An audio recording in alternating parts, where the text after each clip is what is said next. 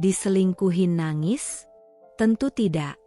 Aku bekerja sama dengan ketiga selingkuhan suami untuk balas dendam. Hingga endingnya tak terduga. Assalamualaikum warahmatullahi wabarakatuh. Halo Sobat Cerita Amira. Di sini cerita Amira akan membawamu menyelami kisah yang penuh emosi dan kejutan. Langsung aja yuk, kita lanjut ke ceritanya.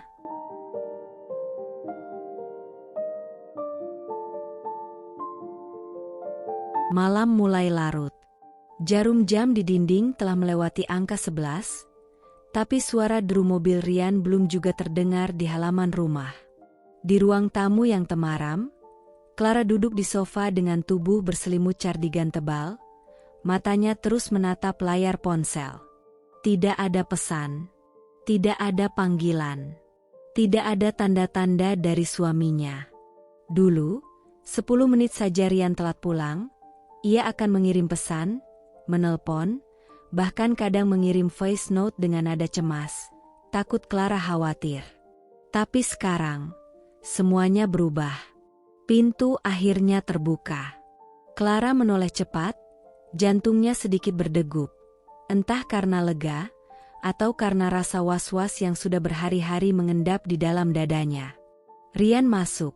Masih mengenakan kemeja kerja yang setengah terlepas dari celana, dasinya longgar, dan rambutnya sedikit berantakan. "Hai," katanya singkat, berjalan melewati Clara begitu saja menuju kamar tanpa mencium kening istrinya seperti biasanya. Clara bangkit, mengikuti langkahnya perlahan. "Rian," panggilnya lirih. Rian sedang membuka laci, mengambil baju ganti, lalu melangkah ke kamar mandi. Tapi sebelum pintu tertutup, Clara melihat sesuatu yang membuat dadanya makin sesak. Ponsel Rian, yang biasanya ia tinggal di meja, kini dibawa masuk ke kamar mandi. Lagi. "Rian, kamu kenapa sih belakangan ini? Pulang selalu larut, dingin sama aku, dan sekarang bawa-bawa HP ke kamar mandi." Suaranya bergetar, lebih karena emosi yang ditahan daripada kemarahan. Rian menghentikan langkahnya di ambang pintu, tapi tak menoleh. "Aku capek. Clar, jangan mulai malam-malam begini." "Capek?" Clara berjalan mendekat. "Aku juga capek, Rian. Tapi beda. Aku capek menebak-nebak. Capek merasa seperti bukan istrimu lagi. Aku ini siapa sekarang buat kamu?" Rian menghela napas panjang. "Clara, tolong jangan drama." "Drama?" Clara tertawa pendek, pahit. "Kamu berubah, Rian. Dan aku bukan bodoh. Aku tahu ada yang kamu sembunyikan. Dulu kamu cerita tentang semua hal. Sekarang, kamu bahkan lebih mesra sama ponselmu daripada sama aku." Pintu kamar mandi tertutup di depan wajahnya. Clara berdiri terpaku. Tangannya mengepal, dada sesak, dan mata mulai terasa panas. Dalam keheningan itu, suara air dari dalam kamar mandi terdengar samar, tapi tak cukup untuk membungkam suara hatinya yang terus berteriak. Ada sesuatu yang tak beres. Pagi itu, matahari baru menyelinap di balik tirai ketika Clara mulai melipat cucian. Baju kerja Rian, yang selalu ia setrika dengan penuh cinta, tergeletak di atas ranjang. Tangannya bergerak otomatis, namun pikirannya tidak tenang. Ia mengangkat salah satu kemeja putih favorit Rian. Saat hendak melipat, matanya tertumbuk pada sesuatu yang membuat tubuhnya seketika membeku. Ada noda samar di kerah. Warnanya merah muda, halus, hampir tak terlihat. Tapi Clara tahu, itu bukan sembarang noda. Itu, dengan jelas, lipstik. Dan itu bukan miliknya. Jantung Clara berdegup keras. Ia menatap noda itu lebih lama, berharap itu cuma ilusi. Tapi tidak.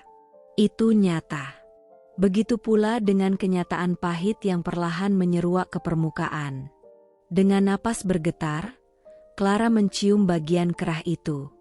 Hidungnya disambut wangi manis menyengat, parfum wanita. Bukan parfumnya. Bukan parfumnya. Wangi itu asing, menggoda, dan entah kenapa membuat perut Clara terasa mual.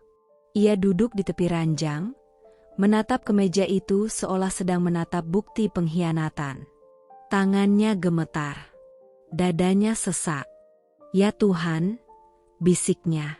Apa yang sebenarnya kamu lakukan, Ryan? Pikiran Clara berputar-putar. Segala momen beberapa minggu terakhir kembali menyerbu benaknya. Ryan yang makin tertutup, Ryan yang bawa ponsel ke kamar mandi, Ryan yang tak lagi mencium keningnya saat pulang, dan sekarang noda lipstik dan wangi parfum perempuan lain di bajunya. Air matanya mulai mengalir. Tapi Clara tidak menangis karena kelemahan.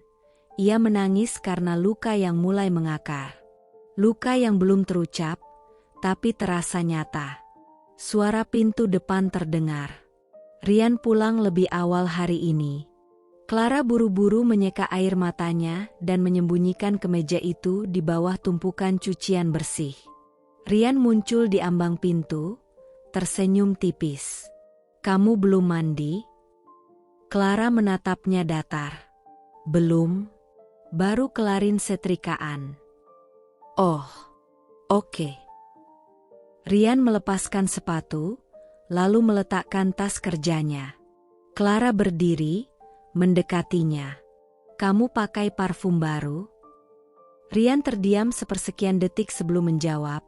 Iya, teman kantor lagi jualan, aku coba beli. Clara mengangguk pelan. Matanya tidak lepas dari wajah suaminya. Wanginya manis ya, kayak parfum perempuan. Ryan tertawa kecil. Ah, masa? Mungkin memang kebanyakan yang beli cewek. Tapi nggak masalah lah. Clara tersenyum samar. Tapi hatinya berteriak. Kamu berbohong, Ryan. Tapi belum saatnya ia bicara. Belum saatnya ia mengungkapkan. Ia butuh bukti. Ia butuh jawaban. Dan intuisi Clara, sebagai istri, tidak pernah salah. Malam itu hujan turun deras, menghantam genteng rumah seperti dentuman peluru yang berirama. Di dalam kamar, Clara duduk bersila di atas ranjang sambil menggenggam ponselnya dengan tangan gemetar. Di seberangnya, duduk seorang wanita berkacamata, sahabatnya sejak SMA, Dinda. Seorang programmer andal yang sejak dulu selalu Clara andalkan saat ada masalah teknis. Kamu yakin mau tahu semuanya, Clara? Tanya Dinda sambil mengetik cepat di laptopnya. Clara mengangguk pelan. Sorot matanya tidak lagi ragu, hanya nyeri dan kecewa yang samar-samar merayap di sudut pupilnya. Aku harus tahu, Din.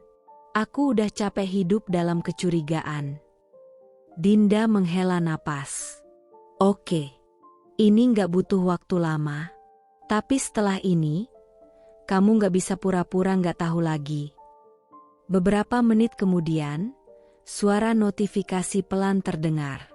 Dinda memutar laptopnya ke arah Clara. Ini dia. Semua aktivitas WA dan SMS dari HP-nya masuk ke sistem ini. Real time. Bahkan yang dihapus pun bisa aku munculin lagi. Clara menarik napas dalam-dalam, lalu menatap layar. Pesan-pesan mulai muncul. Beberapa dari rekan kerja, beberapa grup kantor. Biasa saja. Hingga nama itu muncul. Dina. Dan isinya langsung meremukan hati Clara. Dina, kamu bikin aku senyum sendiri di kantor. Tahu gak? Jangan terlalu ganteng dong. Aku jadi pengen nyolek terus memberikan ciuman. Ryan, hahaha, kamu juga sih, godain aku terus. Gimana mau kerja fokus kalau kamu senyum-senyum gitu? Clara membeku. Tangannya mengepal. Dadanya seperti dihantam palu godam. Dina, kapan kita lunch berdua lagi? Aku kangen ngobrol di mobil kayak kemarin memberikan ciuman. Rian, besok bisa. Tapi jangan ketahuan ya. Nanti si bos kecil di rumah marah wajah dengan lidah menjulur dan mata mengedip. Bos kecil? Bisik Clara, bibirnya bergetar. Matanya terus menelusuri pesan-pesan selanjutnya. Ada foto selfie Dina dengan pakaian ketat di dalam mobil. Ada emoji-emoji nakal. Ada obrolan tentang meeting tambahan sepulang kerja. Dan semua dibalas oleh suaminya. Dengan candaan. Dengan perhatian. Dengan kalimat-kalimat yang dulu hanya Clara yang menerima. Air mata Clara menetes tanpa suara. Tapi tubuhnya tak bergeming. Dinda memandang sahabatnya dengan tatapan prihatin. Clar, aku. Terima kasih, Din, potong Clara pelan, lirih. Sekarang aku tahu, dia bukan cuma berubah. Dia sudah berpaling. Terus kamu mau gimana? Clara mengusap air matanya, lalu menatap ke arah luar jendela yang basah oleh hujan.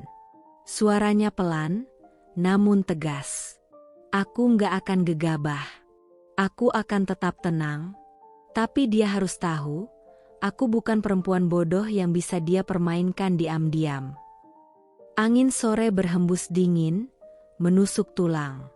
Langit mendung seolah ikut menahan tangis yang sejak pagi ditahan oleh Clara. Jaket hitam dan masker wajah menutupi sebagian besar wajahnya, namun detak jantungnya tak bisa ditutupi oleh apapun. Ia duduk dalam mobil pinjaman Dinda, tepat di seberang sebuah hotel bintang 4 di pusat kota. Tangan Clara terus memegang ponsel dengan kamera terbuka. Ia sudah berada di sana lebih dari 1 jam. Menunggu. Tadi siang, melalui penyadapan, ia membaca pesan dari Dina. Dina, jangan lupa, jam 4 sore ya. Aku udah kangen pelukanmu, sayang. Dan Rian menjawab. Rian, aku juga. Kita ketemu di tempat biasa. Jangan telat ya memberikan ciuman. Tempat biasa. Clara tak butuh banyak waktu untuk tahu apa maksudnya. Ini bukan kali pertama mereka bertemu. Sudah sering. Mungkin sudah terlalu nyaman sampai merasa aman. Dan sekarang, saatnya kebenaran memperlihatkan wajahnya sendiri. Jam menunjukkan pukul 16.23 ketika pintu lobi hotel itu terbuka. Langkah kaki Clara terhenti. Napasnya tercekat. Di antara tamu-tamu lain, ia melihat siluet itu. Rian. Mengenakan kemeja biru muda, rapi, wangi seperti biasa. Dan di sampingnya, bergelayut manja seorang wanita berambut panjang, mengenakan gaun merah yang mencolok.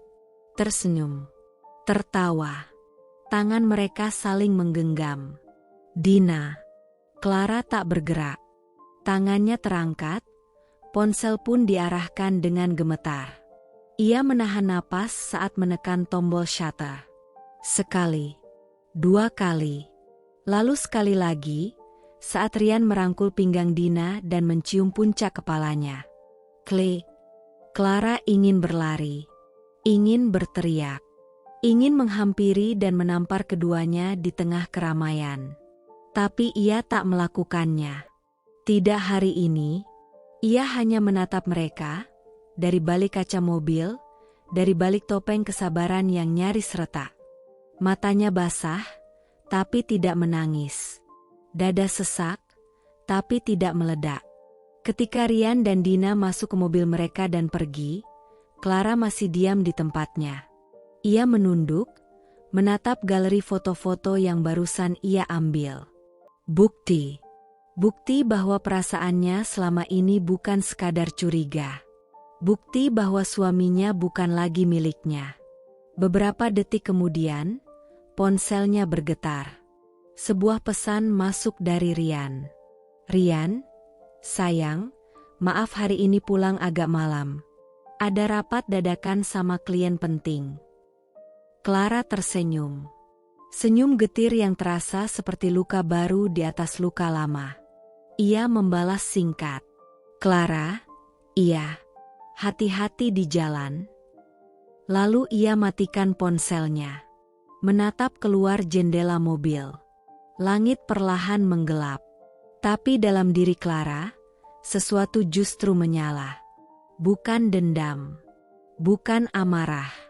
Tapi tekad. Baik, Rian, bisiknya. Permainanmu sudah selesai. Sekarang, giliranku yang main. Beberapa hari berlalu sejak Clara memotret pengkhianatan Rian, hari-hari yang dipenuhi kesunyian, namun bukan ketenangan. Apartemen yang dulu menjadi tempat pulang penuh tawa, kini berubah menjadi ruang penyiksaan batin. Dinding-dindingnya seolah ikut menjadi saksi setiap air mata yang jatuh, setiap isakan yang tertahan dalam bantal. Clara tak banyak bicara. Ia hanya menjalani hari seperti bayangan. Makan tanpa rasa, tidur tanpa mimpi, hidup tanpa arah. Tapi di dalam dadanya, badai terus bergulung. Ia belum memilih melawan, belum pula memilih pergi. Ia hanya diam, dan dalam diam itulah kehancuran menggeliat. Sampai malam itu datang.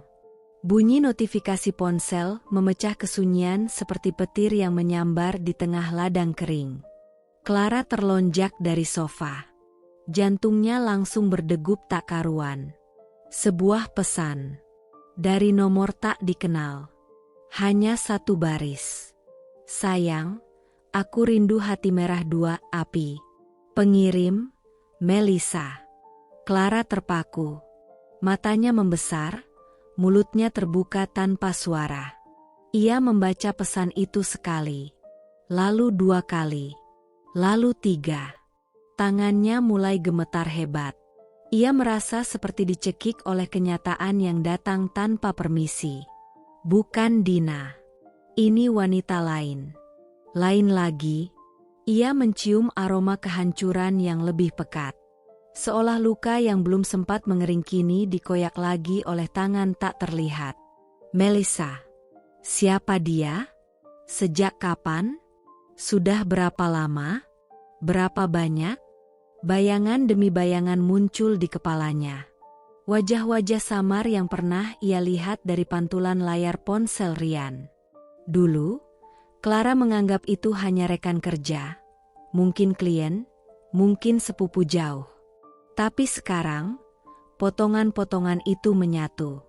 Menjadi kenyataan yang menampar. Ia terduduk di lantai. Ponsel tergenggam erat, buku-buku jarinya memutih.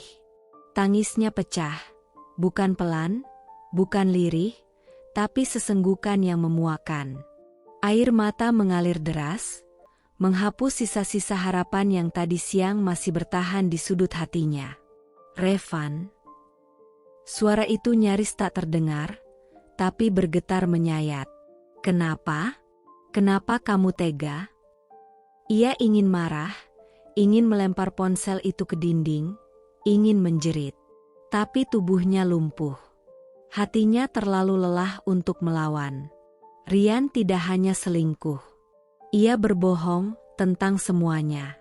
Tentang siapa dirinya, siapa Clara di matanya, dan siapa wanita-wanita itu. Tangannya mulai mengetik. Sebuah pesan panjang, penuh emosi, penuh pertanyaan. Tapi jari-jarinya berhenti di tengah kalimat. Ia tak tahu lagi harus bertanya apa, karena ia tahu tidak ada jawaban yang bisa memperbaiki luka ini. Kebohongan bukan hanya pengkhianatan. Itu penghancuran. Perlahan, sunyi, dan menyeluruh.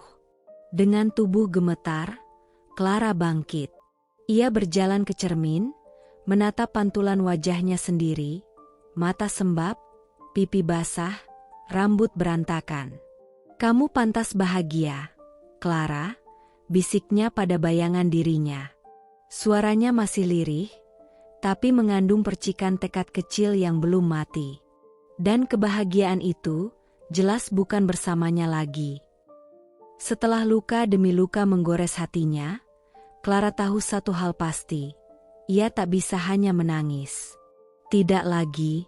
Kali ini, ia harus tahu segalanya. Tidak ada ruang untuk tebakan. Tidak ada tempat untuk keraguan. Jika Ryan benar-benar mengkhianati sampai sedalam ini, maka Clara berhak tahu sejauh apa kebohongan itu merambat. Dengan ketenangan yang dibuat-buat, ia kembali menghubungi Dinda. "Aku butuh bantuanmu lagi," ucap Clara di kafe kecil tempat mereka biasa bertemu. Suaranya berat, tapi matanya menyala dengan tekad. Dinda menatapnya lekat-lekat. "Kamu yakin masih mau gali lebih dalam, Clar? Bukannya yang kemarin aja udah cukup untuk..." "Belum," potong Clara cepat. "Ada sesuatu yang gak beres." Ryan terlalu tenang sekarang, seolah dia tahu aku gak akan bisa buktikan semuanya. Dinda akhirnya mengangguk. Ia membuka laptopnya, mulai mengetik cepat. "Kita lihat lagi log lokasi dan chatnya. Ya, mungkin ada nama baru." Beberapa menit kemudian, Dinda mengerutkan kening. "Ini, kamu pernah dengar nama Saskia?" Clara mengangkat alis. "Siapa?" Dinda menunjuk layar. "Dia sering kirim pesan ke Ryan. Nada pesannya nggak terlalu mesra, tapi ini, coba lihat. Saskia, jangan bilang kamu lupa bawa jaketku lagi, ya? Entar aku ambil sendiri ke mobilmu." Loh, wajah menyeringai. "Saskia, meetingnya bosen, tapi kalau duduk dekat kamu sih seru."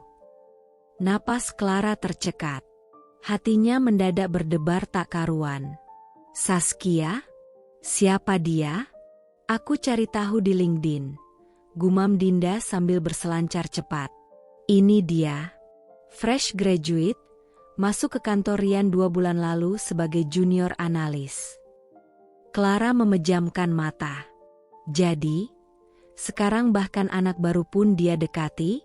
"Din," bisik Clara dengan suara nyaris hilang, "aku ingin lihat mereka dengan mata kepala sendiri."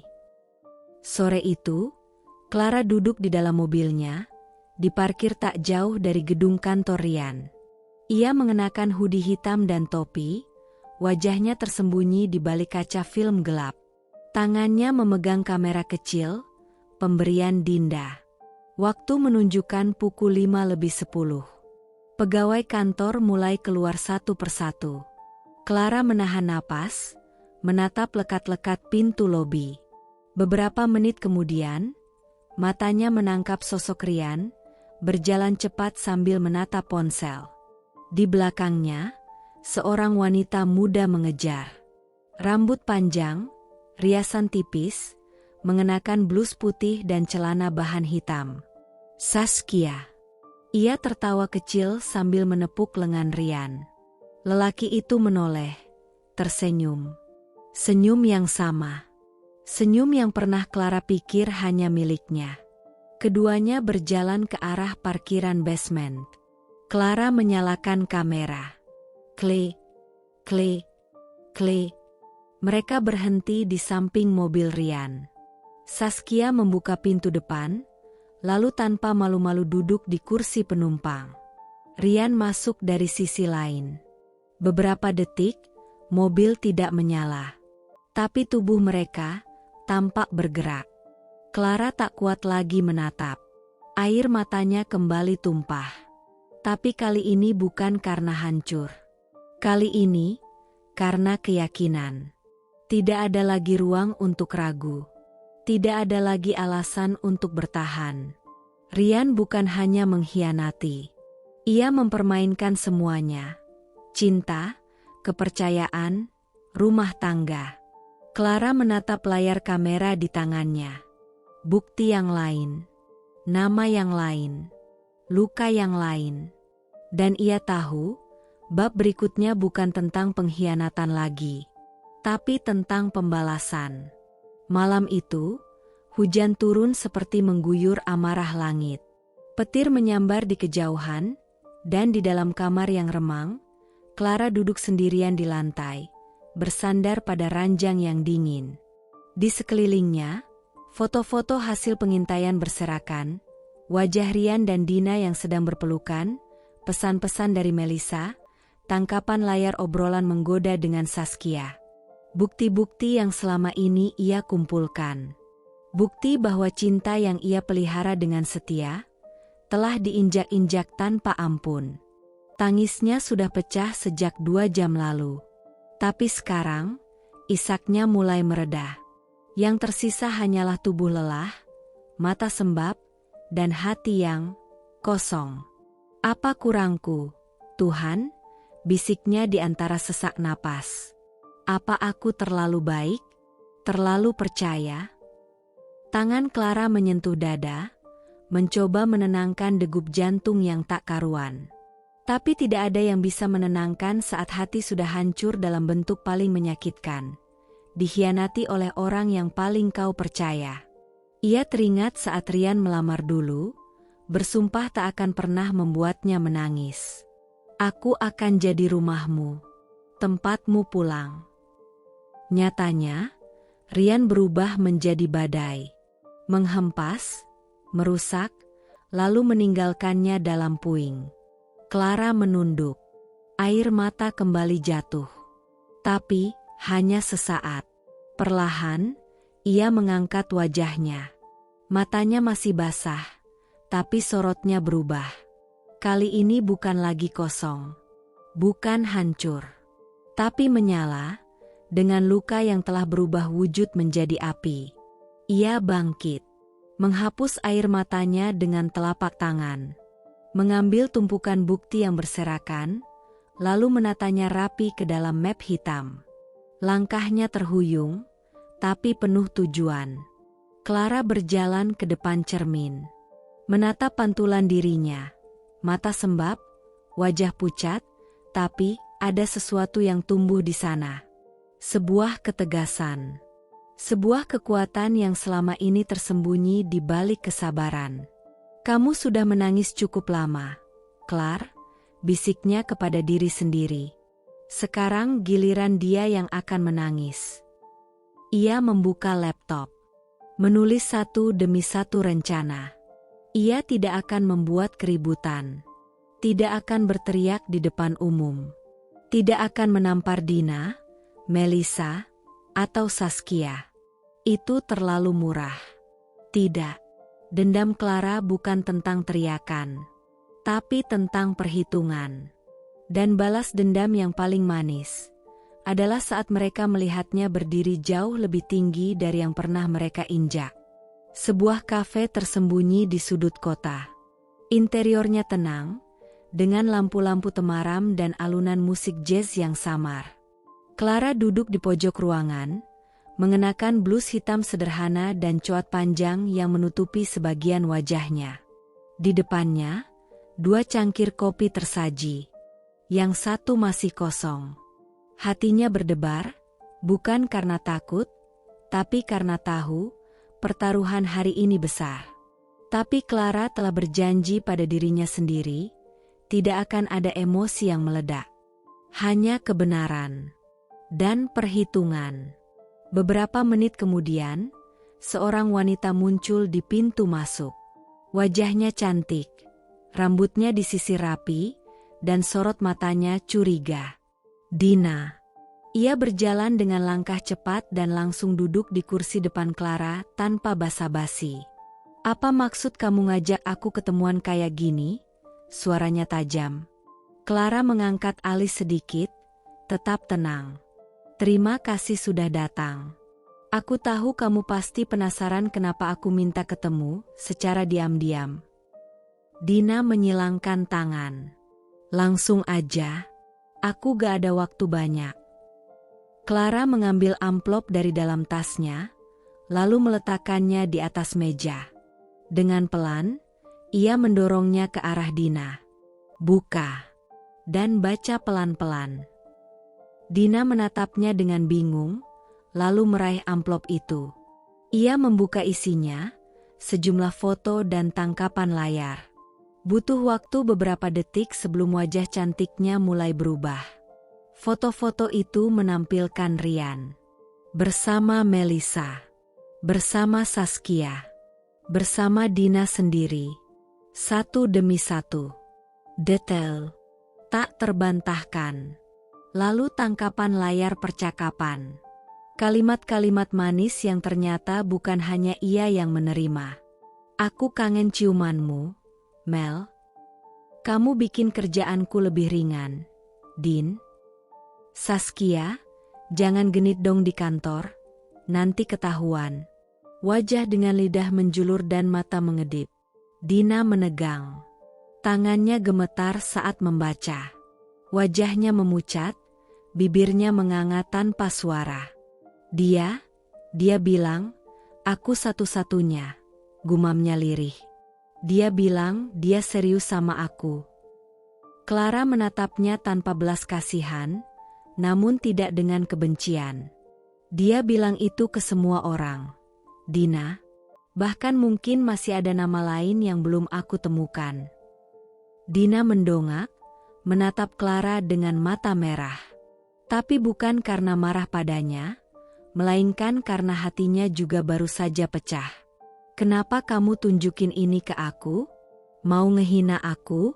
Mau bilang aku perempuan perusak rumah tangga? Bukan, jawab Clara tenang. Aku cuma ingin kamu tahu, kamu bukan perusak. Kamu korban, sama seperti aku. Hening sejenak. Dina menunduk, menyeka air matanya dengan cepat, seperti tak ingin terlihat lemah. Apa maumu? Tanyanya kemudian, lirih namun jelas. Clara bersandar, menyilangkan kaki, dan menatap Dina lurus-lurus. Aku ingin memberinya pelajaran. Bukan skandal, bukan keributan. Tapi sesuatu yang tak akan dia lupakan. Kamu mau bantu aku? Dina terdiam cukup lama. Lalu ia menghela napas panjang, menyandarkan punggungnya ke kursi, dan mengangguk perlahan. Kalau itu berarti aku bisa lihat wajahnya hancur seperti aku sekarang. Aku ikut. Clara tersenyum kecil, bukan karena puas, tapi karena tahu, ini awal dari akhir permainan Rian. Dan kini, ia tidak sendiri. Sore itu, langit kota ditutupi awan kelabu. Aroma hujan menggantung di udara, seolah memberi pertanda bahwa sesuatu akan pecah, entah di langit atau di hati seseorang. Clara duduk di bangku taman kecil dekat apartemen elit tempat Melisa tinggal. Ia sudah menunggu hampir setengah jam. Tangan kirinya memegang map berisi dokumen dan foto, sementara tangan kanan berusaha menjaga ketenangan dengan menahan getaran emosi. Melisa akhirnya datang, dengan langkah cepat dan wajah penuh kemarahan. Perempuan itu tinggi, elegan, dan mengenakan pakaian mewah yang kontras dengan kemarahan yang jelas memancar dari sorot matanya. Jadi kamu istri Rian? Suara Melisa nyaring, tanpa basa-basi. Punya nyali juga ya? Ngajak aku ketemuan langsung. Apa kamu mau teriak-teriak di sini? Mau nyalahin aku? Clara tetap duduk tenang.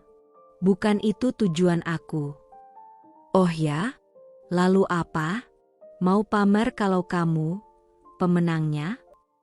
Terlambat, Bu. Rian cinta sama aku. Dia yang datang padaku, bukan sebaliknya. Clara menghela napas. Ia mengangkat map itu dan menyerahkannya ke Melisa tanpa berkata apa-apa. Lihat dulu ini, ucapnya pelan, baru kita bicara.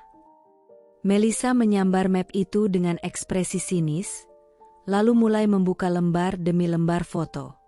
Awalnya dia tampak tidak terkesan, hingga matanya menangkap foto Rian berjalan berdekatan dengan wanita muda, tangan mereka bersentuhan. Lembar berikutnya, foto ciuman di lobi hotel dengan wanita berbeda. Kemudian, tangkapan layar pesan manis yang sama dikirim Rian ke 3 wanita berbeda, termasuk Melisa. Wajah Melisa berubah. Tangan yang semula menggenggam map dengan percaya diri, kini mulai melemas. Mulutnya sedikit terbuka, napasnya memburu. Ini Siapa perempuan ini? Suaranya bergetar, menunjuk salah satu foto. Saskia, karyawan baru di kantor Rian. Dan ini, Dina.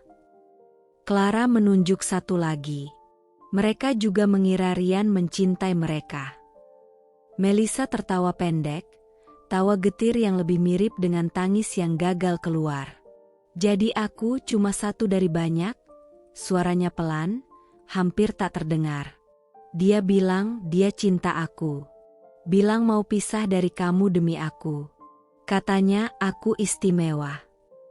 Clara menatapnya tanpa rasa puas. Justru yang ia rasakan adalah kelelahan yang mendalam. Karena tahu rasanya dikhianati, dibohongi, dan dipermainkan oleh orang yang sama. Kita semua dipermainkan, Melissa. Aku, kamu, Dina. Kita bukan musuh satu sama lain. Kita korban dari pria yang sama, pria yang tahu cara berbicara manis sambil menusuk diam-diam.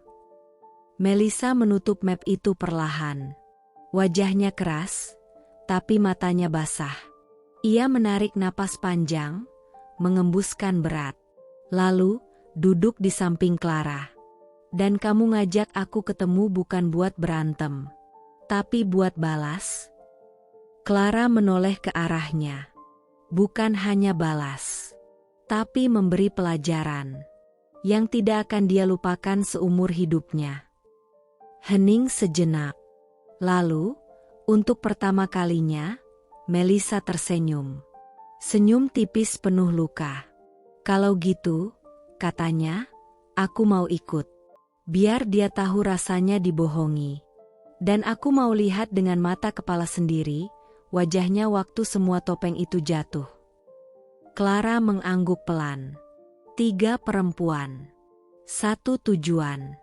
Dendam ini akan dimulai dengan senyap, tapi akan menghancurkan dengan elegan. Clara berdiri di depan sebuah kafe kecil dekat kantor tempat Rian bekerja. Ia memandang ke dalam, menatap seorang gadis muda berambut lurus sebahu yang duduk sendirian di sudut ruangan. Saskia.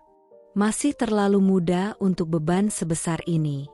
Masih terlalu polos untuk menyadari bahwa dirinya sedang dijadikan pion dalam permainan cinta yang kejam. Clara menarik napas panjang. Hatinya berdebar, bukan karena takut, tapi karena iba. Ia tahu rasa sakit ini. Ia sudah menelannya lebih dulu. Begitu masuk dan mendekat, Saskia menoleh. Wajahnya cantik, lugu, dan bingung. Maaf, Kak Clara, saya nggak ngerti kenapa saya diajak ketemuan. Ucapnya sopan, suaranya lembut. Clara duduk perlahan. Meletakkan tas di sampingnya, lalu membuka ponsel. Tidak ada basa-basi. Aku akan tunjukkan sesuatu. Mohon jangan panik. Dan tolong, lihat semuanya sampai selesai. Saskia sempat menegang, namun mengangguk kecil. Clara mulai membuka folder tangkapan layar di ponselnya. Satu demi satu, percakapan yang dulunya terasa manis itu dibuka, diperlihatkan. Chat antara Rian dan Melissa, panggilan sayang, janji bertemu, ucapan rindu yang nyaris identik dengan yang pernah Rian katakan padanya. Kemudian Dina. Cara bicara yang sama. Gombalan yang sama. Bahkan jam pertemuan yang berdekatan. Wajah Saskia memucat. Tidak, ini tidak mungkin, bisiknya. Sayangnya, ini nyata. Dia bilang, dia mencintaiku. Dia bilang aku satu-satunya alasan dia masih mau ke kantor. Suara Saskia gemetar. Tangannya mengepal. Aku bodoh ya, percaya sama laki-laki beristri. Clara memandang Saskia dalam-dalam. Aku pun pernah sebodoh itu. Kita semua pernah. Tapi kita juga bisa jadi lebih dari itu. Air mata mulai mengalir di pipi Saskia. Bukan sekadar sedih, tapi kecewa yang membekas dalam. Bukan hanya karena dicintai palsu, Tapi karena dirinya ternyata hanyalah potongan dari puzzle kebohongan yang besar. Jadi selama ini aku cuma pelarian, gumamnya. Clara menyentuh tangannya pelan. Kau bukan pelarian. Kau korban. Sama seperti aku. Sama seperti Melissa. Sama seperti Dina. Saskia menatap Clara dengan mata basah. Kita, bertiga. Clara mengangguk. Bahkan 4, termasuk aku. Lalu, sekarang, suara Saskia mulai berubah. Dari gemetar menjadi lebih tegas. Apa kita akan membiarkan dia terus bermain seperti ini? Clara tersenyum tipis. Tidak. Kami sudah merancang sesuatu. Tapi butuh satu hal lagi sebelum rencana ini sempurna. Apa itu? Tanya Saskia cepat. Kamu. Kami butuh kamu. Saskia menunduk sejenak, seperti menimbang. Tapi ketika ia kembali menatap Clara, matanya sudah tak selembut tadi. Ada sesuatu yang baru di sana, api yang baru saja dinyalakan. Kalau begitu, ucapnya pelan, ajak aku masuk ke lingkaran kalian. Aku juga ingin lihat, seperti apa wajah Rian saat dunianya hancur karena perbuatannya sendiri. 4 wanita. 4 hati yang terluka. Kini bersatu dalam satu misi. Rian akan segera tahu, bahwa ketika wanita bersatu, mereka bukan hanya kuat, mereka tak terhentikan. Malam itu, suasana apartemen Clara terasa berbeda. Bukan karena suhu udara yang lebih dingin dari biasanya, melainkan karena atmosfer emosional yang begitu pekat dan tegang, seolah ruangan itu dipenuhi oleh gelombang-gelombang luka yang tak terlihat tapi nyata. Lampu di langit-langit hanya menyala setengah terang, menyoroti wajah-wajah 4 wanita dengan ekspresi berbeda. Amarah, luka, kecewa, dan yang paling mendominasi, tekad yang membara. Di meja tamu yang terbuat dari kayu jati tua, tergeletak sebuah map berwarna coklat gelap, sedikit lusuh karena terlalu sering dibuka tutup. Clara duduk paling depan, tangannya gemetar halus saat membuka map itu. Di dalamnya tersimpan semua bukti yang ia kumpulkan dalam beberapa pekan terakhir. Ada screenshot percakapan mesra Rian dengan Dina, transfer bank ke rekening Melissa yang dikirim tengah malam, foto-foto Rian yang keluar dari hotel bersama wanita berbeda, bahkan rekaman suara saat Rian berbicara manis dengan Saskia di ruang kerja kantor. Mata Clara tampak sayu namun penuh daya. Ia menarik napas panjang, lalu berkata dengan suara rendah namun penuh ketegasan, "Kita semua duduk di sini bukan karena ingin menjadi wanita jahat. Kita duduk di sini karena seorang pria telah mempermainkan kita seolah kita ini benda mainan yang bisa ia pakai dan tinggalkan kapanpun ia mau." Dina yang duduk di sebelah kanan Clara, mengenakan kaos hitam longgar dan celana jeans belel, mendengus pelan sambil menyilangkan tangan. Dia pikir dia siapa? Menggoda aku, menjanjikan hal manis, lalu menghilang seminggu tanpa kabar. Dan ternyata selama itu dia tidur dengan wanita lain. Bukan 1, tapi 2. Gila.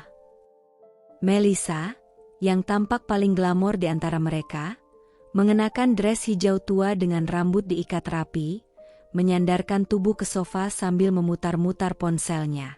"Aku bisa bantu dari sisi reputasinya," katanya tenang tapi tajam, seperti pisau yang siap mengiris. "Aku masih punya foto dia di lounge bar, minum dengan klien dan memegang pahaku di bawah meja.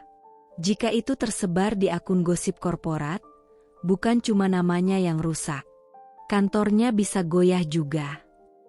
Saskia, yang termuda di antara mereka, duduk agak ragu. Wajahnya polos, matanya sembab. Ia masih terlihat terkejut karena semua ini, karena kenyataan bahwa pria yang ia kira tulus justru adalah pembohong berkedok manis. Aku nggak yakin bisa sekejam itu," bisiknya pelan. "Tapi aku tahu dia memperalatku. Dia tahu aku butuh pekerjaan, dan dia gunakan itu." Clara menatapnya dengan lembut. Kamu nggak kejam, Saskia. Kamu hanya sedang belajar melindungi dirimu sendiri. Ia kemudian menggeser map ke arah tengah meja, menunjukkan susunan rencana di dalamnya. Kita tidak akan bertindak sembarangan. Setiap langkah harus terencana. Kita sentuh semua aspek hidupnya, emosi, reputasi, karir, dan keluarga. Kita akan buat dia kehilangan semuanya, seperti kita pernah kehilangan harga diri karena dia. Dina mengangguk penuh semangat. Emosi dia gampang terpancing. Aku tahu betul, kalau aku tiba-tiba hilang dan mulai unggah foto dengan pria lain, dia pasti panik. Aku akan buat dia merasa tidak penting. Itu yang paling dia takutkan. Untuk reputasi, sambung Melissa, aku masih kenal seseorang di media sosial gosip kantor. Cukup kirim materi, dan mereka akan tahu bagaimana membuatnya viral. Saskia akhirnya mulai terlihat lebih teguh. Ia mengangguk perlahan. Di kantor, aku bisa ajukan laporan ke HR. Dia menjanjikan promosi, lalu menyentuh tanganku saat lembur. Sekarang aku punya cukup bukti dan keberanian. Clara menatap mereka satu persatu. Detik itu, ia tidak lagi merasa sendirian. Untuk pertama kalinya setelah sekian lama, ia merasa kuat. Karena ia tahu kekuatan itu bukan hanya miliknya sendiri. Aku akan mengurus sisi keluarganya. Ibunya sangat sayang padaku. Aku akan ceritakan semuanya. Tapi bukan dengan air mata, dengan bukti. Dengan fakta. Dengan kebenaran. Sebuah keheningan yang menggema pun tercipta di antara mereka. Namun bukan keheningan karena ragu, melainkan keheningan yang muncul dari penyatuan tekad. Seolah malam itu, keempat perempuan itu mengikat janji tak tertulis. Janji untuk tidak lagi diam, tidak lagi pasrah, dan tidak akan memberi Rian kesempatan untuk merendahkan mereka lagi. Dina meletakkan ponselnya. Jadi, kapan kita mulai? Clara tersenyum tipis, tapi matanya tajam bagaikan pecahan kaca. Kita sudah mulai sejak malam ini. Pagi itu langit Jakarta masih kelabu. Tapi awan gelap yang sebenarnya bukan hanya menggantung di langit, melainkan juga di atas kepala Rian. Ia baru saja bangun, masih mengenakan kaos kusut dan celana pendek, saat notifikasi ponselnya meledak tanpa henti. Bunyi, ping, dari berbagai aplikasi membuat dahinya mengerut. Ia belum sempat menyeduh kopi ketika melihat layar ponselnya penuh dengan pesan-pesan masuk dari berbagai grup, keluarga, kantor, bahkan grup alumni SMA. Satu demi satu ia buka. Astaga, Rian. Itu kamu di foto itu? Bro, lo lagi main cewek berapa sekaligus? Gila sih. Pak Rian, kami butuh klarifikasi sebelum ini sampai ke direksi. Jantungnya berdegup kencang. Wajahnya memucat. Tangannya langsung gemetar saat membuka tautan yang dikirim ke grup keluarga besarnya. Tautan itu mengarah ke sebuah akun Instagram anonim bernama Kebenaran yang Disembunyikan. Akun itu hanya punya 5 postingan. Tapi kelima postingan itu sudah cukup membuat dunianya jungkir balik. Postingan pertama. Dina dan Rian sedang duduk berdua di sebuah lounge bar mewah. Rian merangkul Dina dari belakang, sementara Dina tersenyum menggoda ke arah kamera. Captionnya pendek namun menghujam. Satu dari sekian yang dia sebut, hanya teman kerja. Tapi kenyataannya. Postingan kedua. Rian dan Melissa berfoto selfie di dalam mobil sport. Bibir mereka hampir bersentuhan. Captionnya lebih tajam. Cinta atau sekadar petualangan di balik jam kantor? Postingan ketiga. Rian di hotel yang sama, di waktu yang berbeda. Satu dengan Dina. Satu lagi dengan Melissa. Kedua foto dijepret dari kejauhan, samar tapi jelas bahwa itu orang yang sama. Postingan keempat.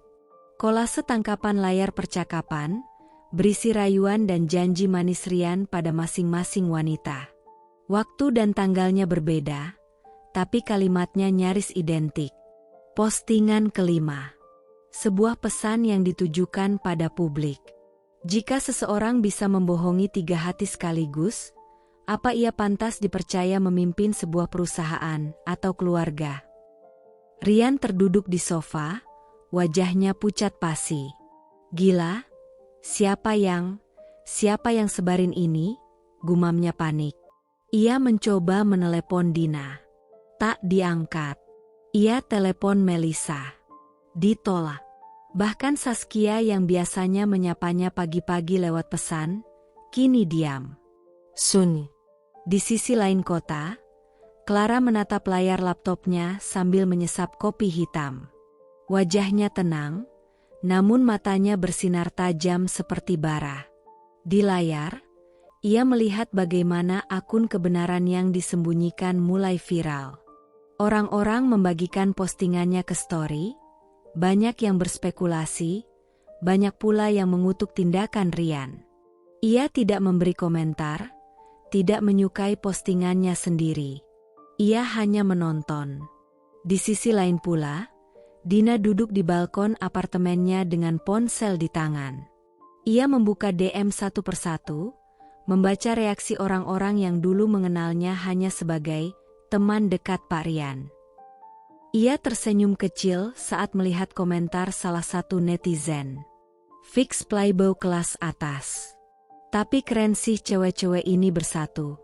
Biasanya kan malah saling serang. Melisa sedang bersiap ke gym ketika manajernya menelepon. Mel, ini tentang foto kamu dengan Pak Rian. Kamu baik-baik saja? Kami support kamu kalau mau bicara di podcast kita. Melisa tertawa kecil. Makasih, Kak. Tapi aku nggak butuh panggung. Aku cuma butuh kebenaran disuarakan. Dan kayaknya sekarang udah mulai kedengeran, ya? Sementara itu, di kantor, suasana mulai panas. HRD mulai memanggil beberapa staf untuk klarifikasi. Manajer senior mulai membahas reputasi perusahaan di rapat darurat.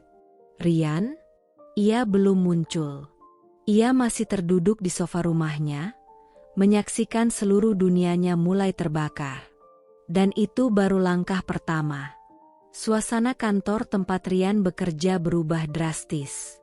Jika biasanya pagi disambut dengan sapaan hangat antar rekan kerja dan denting gelas kopi, kini yang terdengar hanya bisik-bisik tajam di balik dinding kaca dan layar laptop. Tatapan mata pegawai tak lagi bersahabat. Mereka tak berani terbuka mengomentari, namun keheningan yang menyelimuti lantai tempat divisi Rian bekerja lebih mematikan daripada kata-kata. Pukul 9.12 WIB, sebuah email masuk ke kotak masuk Rian. Subjek, pemanggilan mendadak, direksi. Isi pesannya singkat, namun cukup untuk membuat darah Rian surut ke ujung kaki. Saudara Rian, harap segera hadir di ruang rapat utama lantai 10 untuk pertemuan tertutup bersama jajaran direksi dan kepala HR. Wajib hadir segera setelah menerima email ini. Hormat kami, Mene HRD. Tangannya gemetar saat menutup laptopnya. Ia menyambar jas yang tergantung di kursi, dan dengan langkah cepat namun berat, ia menuju lift.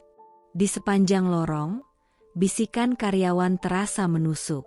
Beberapa berpura-pura sibuk di depan layar, sementara lainnya menatapnya penuh rasa ingin tahu dan penghakiman.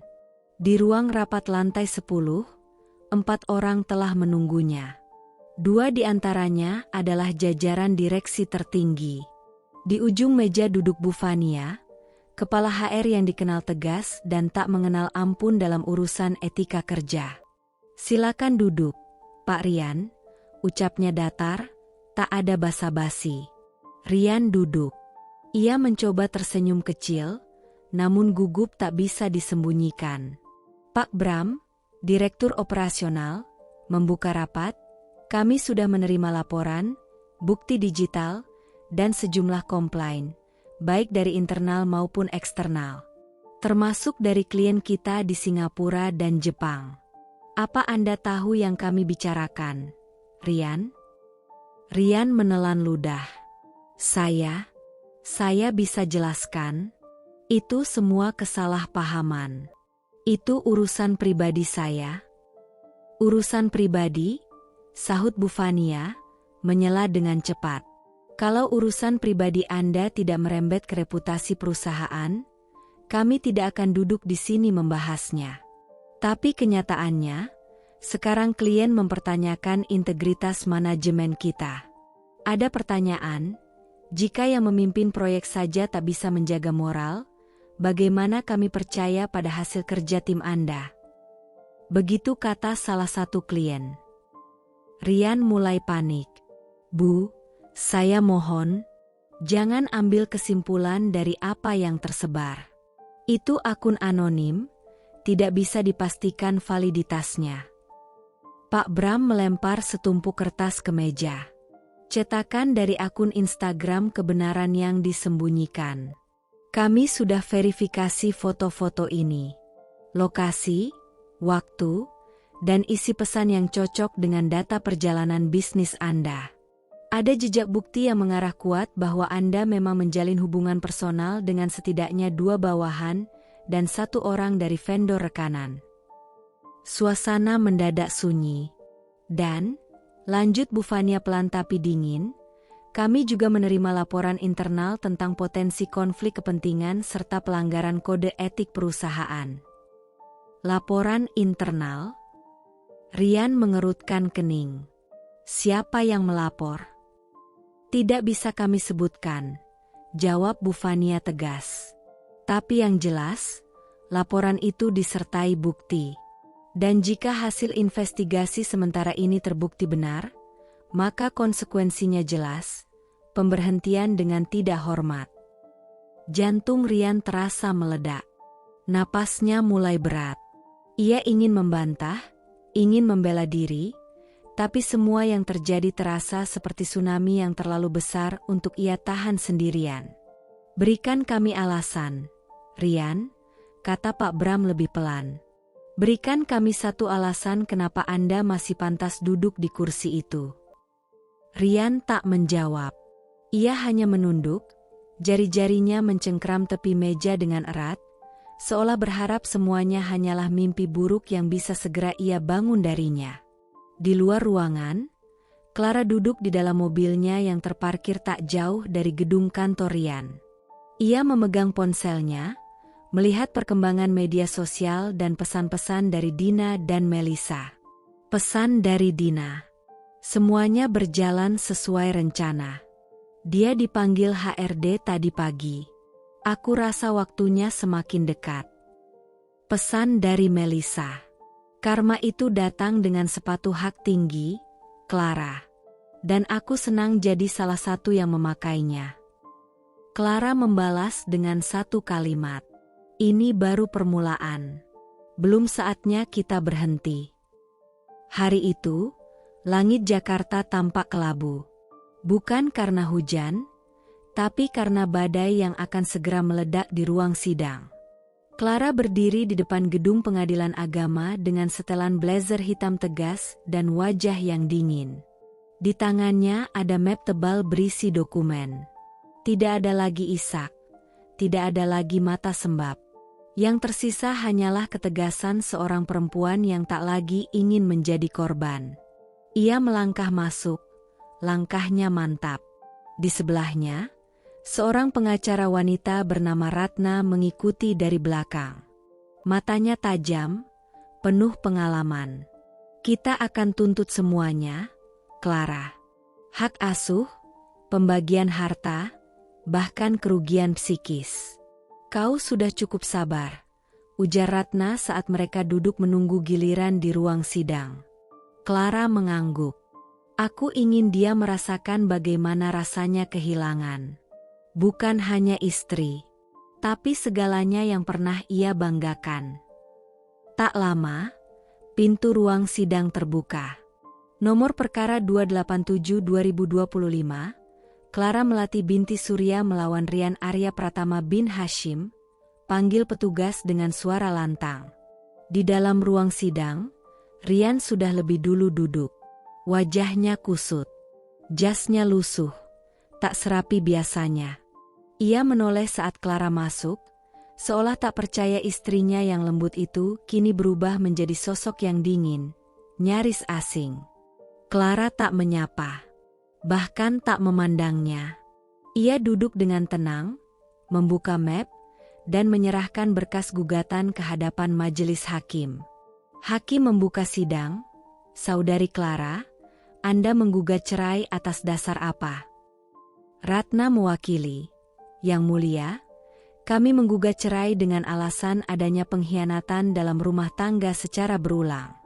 Klien kami memiliki bukti kuat berupa foto, pesan digital, dan kesaksian. Selain itu, kami menuntut hak asuh penuh atas anak, dan pembagian harta gonogini karena selama ini klien kami turut aktif membangun usaha bersama tergugat.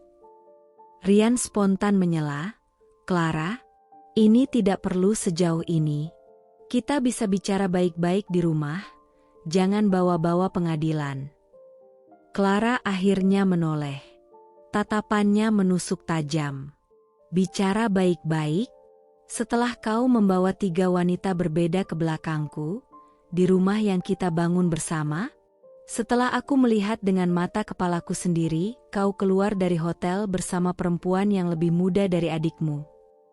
Suaranya bergetar, bukan karena lemah, tapi karena amarah yang terkontrol. Rian terdiam.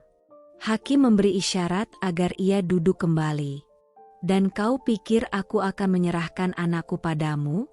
Pria yang bahkan tak bisa menjaga kehormatan diri sendiri?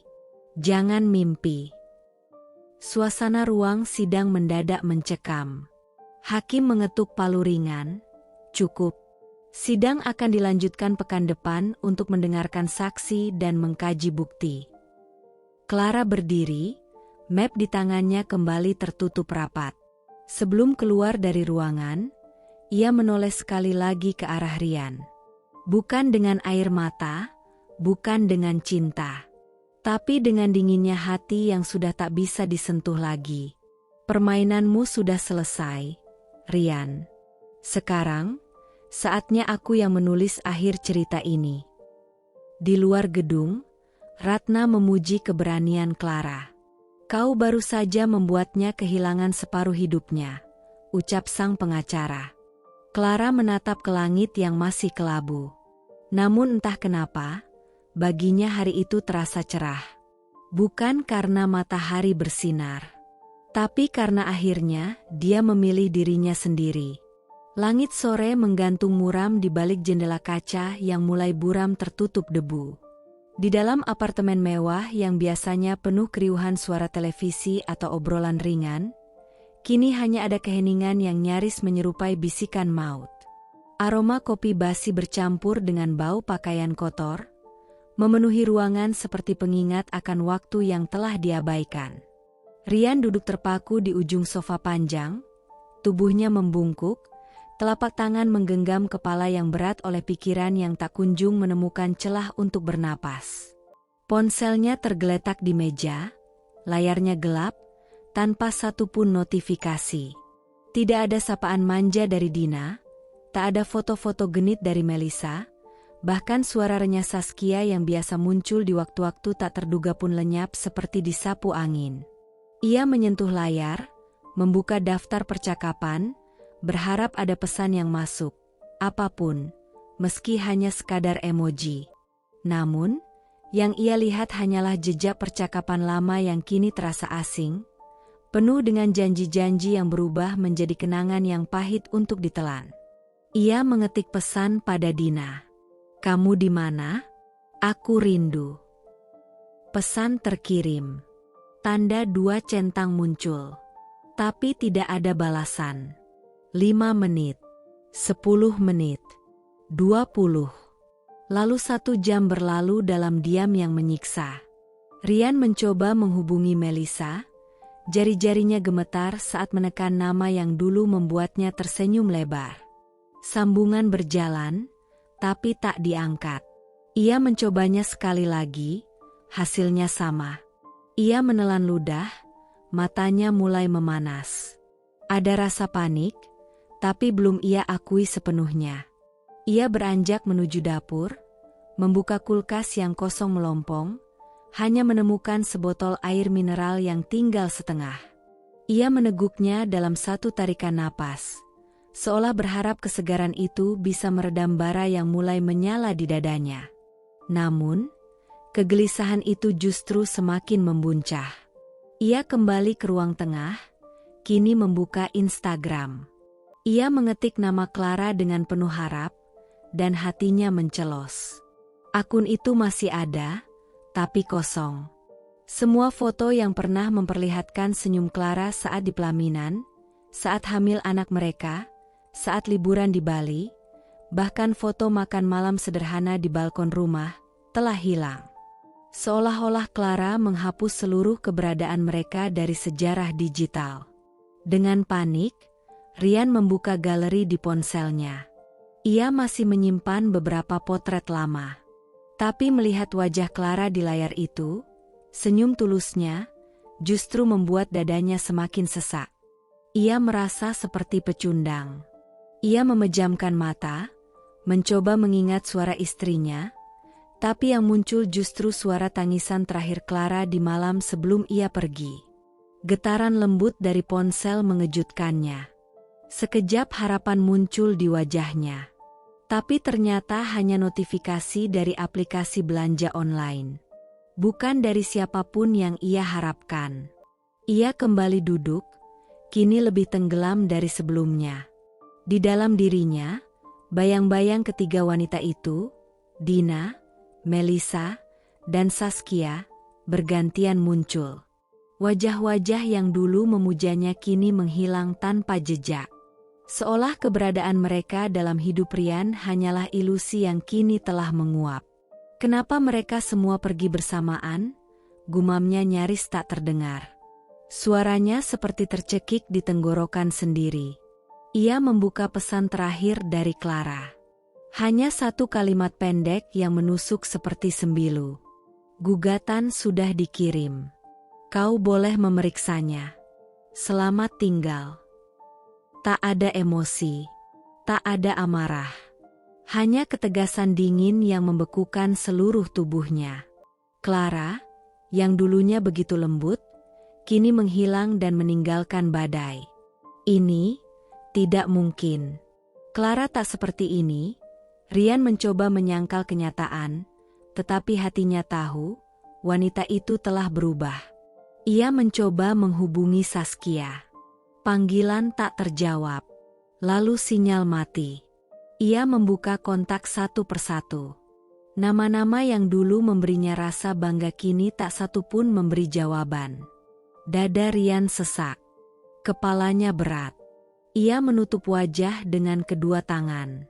Dan untuk pertama kalinya, air mata jatuh tanpa bisa ditahan. Semua kendali yang dulu ia genggam kini telah hancur berkeping-keping. Ia tidak lagi menjadi pemain utama. Ia tak lagi memegang kartu apapun. Semua langkah yang dulu ia buat dengan licik kini berbalik menggigitnya dengan taring lebih tajam. Apartemen itu sunyi. Terlalu sunyi. Dan di tengah keheningan yang menyiksa, Rian akhirnya menyadari satu hal yang paling menyakitkan. Ia tak lagi dicintai oleh siapapun. Pagi itu, Rian bangun dengan kepala berat dan mata bengkak. Ia belum benar-benar tidur semalaman. Pikiran kacau, perasaan remuk, dan tubuh lelah adalah kombinasi mematikan yang menggerogoti energinya. Segelas kopi hitam ia teguk tanpa rasa, hanya demi menahan kantuk yang tak kunjung reda. Tapi belum sempat ia menaruh gelasnya ke meja dapur, sebuah notifikasi masuk. Email masuk, Otoritas Pajak Negara, panggilan pemeriksaan khusus. Dahi Rian mengernyit. Ia membuka email itu, dan seketika tangannya gemetar. Saudara Rian Fadli, kami telah menerima laporan dan data yang mengindikasikan adanya ketidaksesuaian dalam laporan keuangan bisnis Anda. Harap hadir di kantor pajak pusat pada tanggal yang tertera.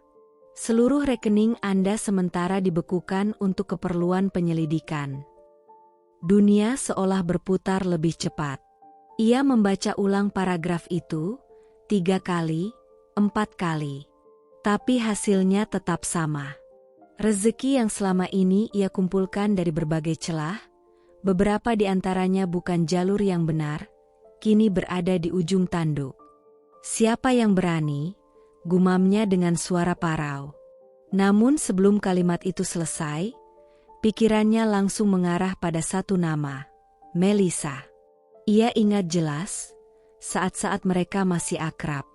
Di salah satu malam, Melissa pernah bertanya sambil menggoda, "Gimana sih, kok bisa kamu ngatur laporan keuangan perusahaan bisa rapi banget tapi tagihan pajak tetap kecil?" Waktu itu Rian hanya tertawa.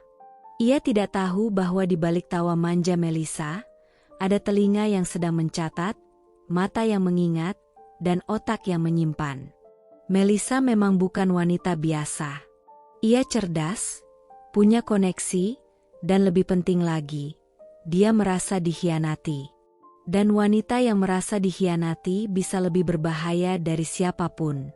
Di tempat lain, Melissa duduk di sebuah kafe modern, menyesap minuman dengan tenang. Ponselnya menampilkan email balasan dari petugas pajak yang mengucapkan terima kasih atas dokumen yang ia kirim. Laporan keuangan Rian, bukti aliran dana yang tak dilaporkan, dan beberapa bukti transfer ke rekening-rekening atas nama lain yang digunakan Rian untuk mengelabui sistem. Wajah Melissa tak menunjukkan dendam, tapi dingin. Tatapannya tajam, dan senyumnya tipis. "Jangan pernah main-main dengan perempuan," bisiknya lirih, seperti mantra. Sementara itu, Rian mulai kehilangan kendali. Ia menelepon manajer keuangan perusahaan kecil miliknya, memaki-maki di telepon, menuntut penjelasan, padahal semua ini bukan salah siapapun kecuali dirinya sendiri. Ia berusaha mengakses rekening, tapi tak satu pun bisa dibuka. Semuanya diblokir. Proyek besar yang baru ia garap dengan klien luar negeri langsung dibatalkan ketika pihak bank memberitahu bahwa rekening escrow-nya dalam status beku. Bisnis lumpuh. Tagihan menumpuk. Dan kini, ia tidak hanya kehilangan istri dan reputasi, tapi juga kendali atas satu-satunya kekuatan yang selama ini ia andalkan, uang. Keesokan harinya, ia dipanggil ke kantor pajak. Di ruang pemeriksaan yang dingin dan penuh tekanan, ia harus menjawab satu demi satu pertanyaan tajam dari petugas yang tak menunjukkan ampun. "Apakah Anda tahu bahwa pengalihan dana atas nama fiktif ini merupakan tindakan kriminal?" tanya seorang penyelidik sambil menunjuk tabel transaksi di layar. Rian hanya terdiam. Keringat menetes dari pelipisnya, mulutnya kering. Suaranya tercekat. Tidak ada pengacara yang bisa menyelamatkannya dari bukti yang begitu jelas.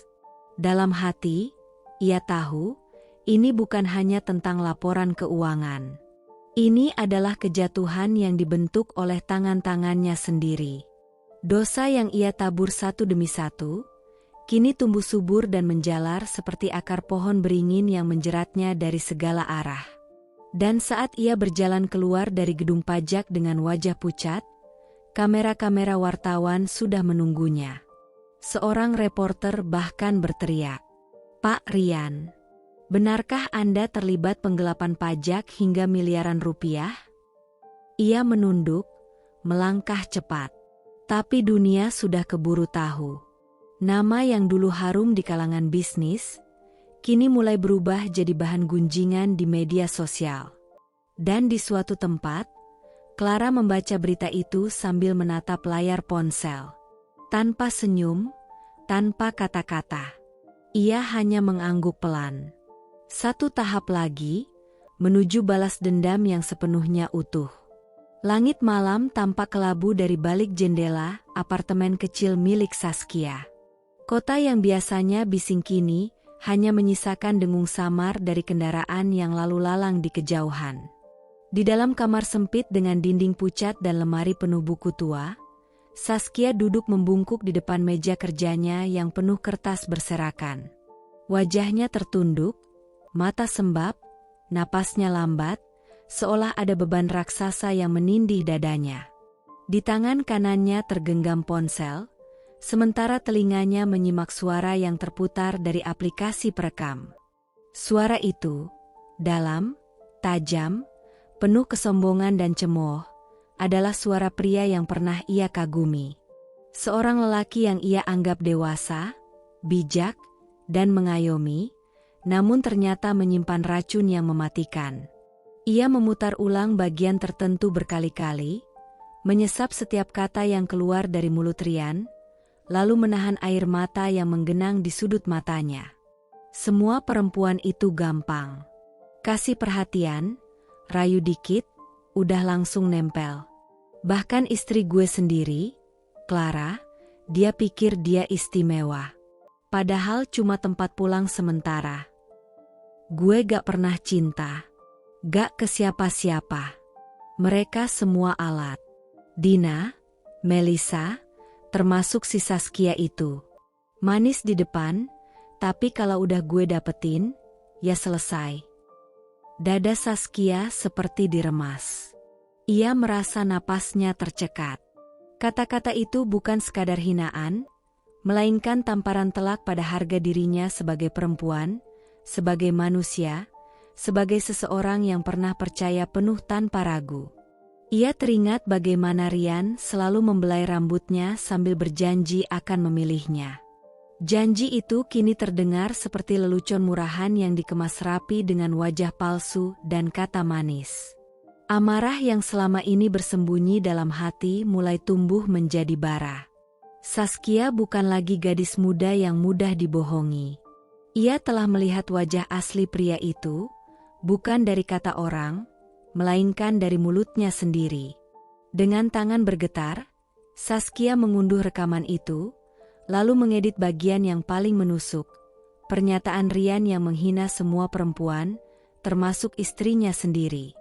Ia tahu, jika ia diam, maka pria itu akan terus berpura-pura. Tapi kali ini, Saskia tak ingin jadi korban selanjutnya yang bungkam. Ia membuka akun media sosial yang selama ini hanya digunakan untuk mengamati.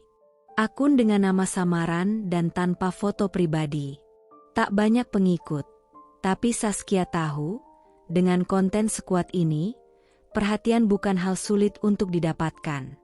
Di layar hitam, ia menulis, "Beginilah suara asli seorang pria yang selama ini terlihat sempurna. Dengarkan, lalu nilai. Apakah masih pantas ia disebut suami, kekasih, atau bahkan manusia?" Ia menambahkan tagar sederhana namun tajam, "Rian tanpa topeng," dan menekan tombol unggah. Butuh beberapa menit sebelum video itu mulai tersebar. Namun saat subuh menyentuh langit kota, rekaman itu sudah menjalar seperti kobaran api yang menelan ladang kering.